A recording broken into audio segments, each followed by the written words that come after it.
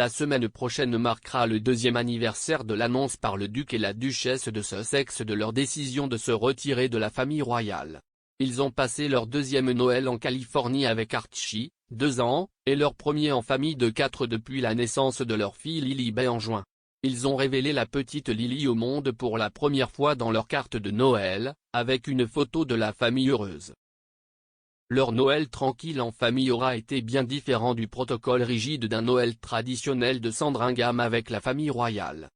Les festivités de Sandringham ont été annulées par la reine cette année en raison de l'augmentation des cas de la nouvelle variante du coronavirus Omicron, choisissant de rester au château de Windsor et de célébrer avec un plus petit nombre de membres de la famille.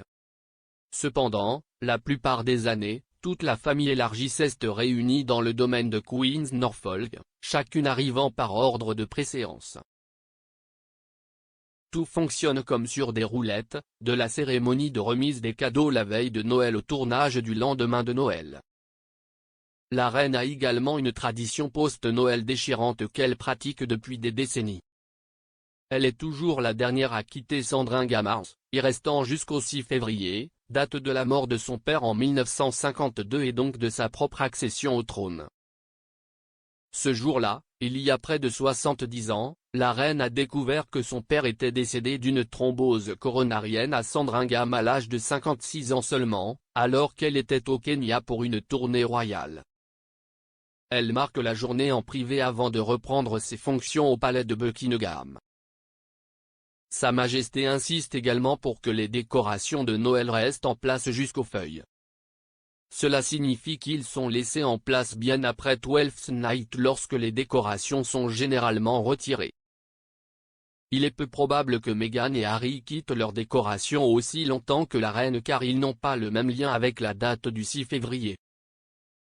De plus, certaines personnes considèrent qu'il est malchanceux de laisser les décorations après Twelfth Night, qui tombe le 5 janvier, ou l'Épiphanie, le 6 janvier. Meghan, malheureusement, n'apprécie pas la relation étroite avec son père que la reine a eue. Alors qu'elle vivait avec son père quand elle était jeune, après le divorce de ses parents, elle s'est éloignée de lui ces dernières années. Pendant ce temps, Harry a admis que sa relation avec son père, le prince Charles, était mise à rude épreuve lors de son entretien avec Oprah Winfrey l'année dernière. Cette année, on ne sait pas si la reine laissera les décorations au château de Windsor aussi longtemps qu'elle les laissera à Sandringham. Sa Majesté accueillera le Nouvel An ce soir sans son mari bien-aimé, le prince Philippe pour la première fois depuis leur mariage en 1947.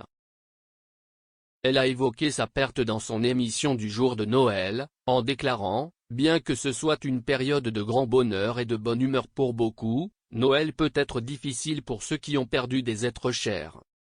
Cette année surtout, je peux comprendre pourquoi. Mais pour moi, au cours des mois qui ont suivi la mort de mon bien-aimé Philippe, j'ai tiré un grand réconfort de la chaleur et de l'affection des nombreux hommages à sa vie et à son travail à travers le pays, le Commonwealth et le monde. Son sens du service, sa curiosité intellectuelle et sa capacité à tirer le plaisir de n'importe quelle situation étaient irrépressibles. Ce scintillement espiègle et interrogateur était aussi brillant à la fin que lorsque j'ai posé les yeux sur lui pour la première fois.